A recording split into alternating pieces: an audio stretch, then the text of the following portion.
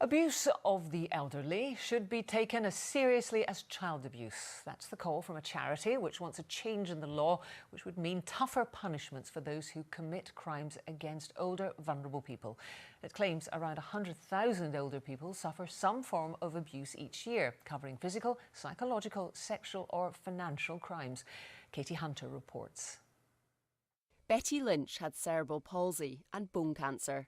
She died not knowing her carer had stolen more than £40,000 from her. My aunt probably, if we had told that before. Betty's niece Lynn Harrison suspected something was wrong and spent almost 3 years seeking justice for her aunt.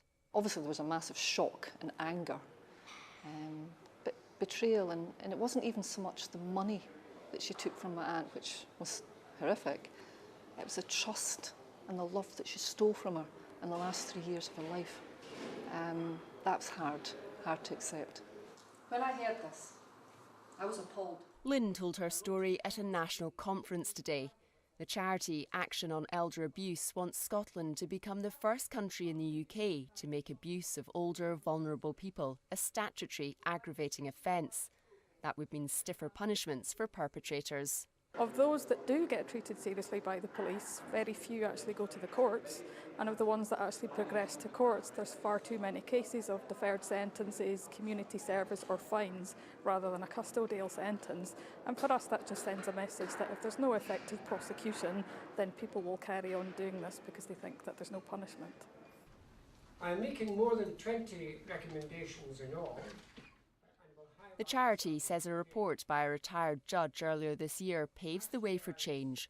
Lord Bracadale recommended the country's hate crime legislation should be expanded to cover offences aggravated by somebody's age. Scottish ministers say they're listening. It's definitely something the Scottish Government's looking at. That's why I'm here today. That's why we now have a Minister for Older People to put that focus on this issue and how we can make sure that Scotland is that fairer, more protected place, especially for people who are vulnerable, our older people. Betty's carer was sentenced to 2 years in prison. Her family hope criminals who target older people in future will receive harsher punishments. Katie Hunter, reporting Scotland.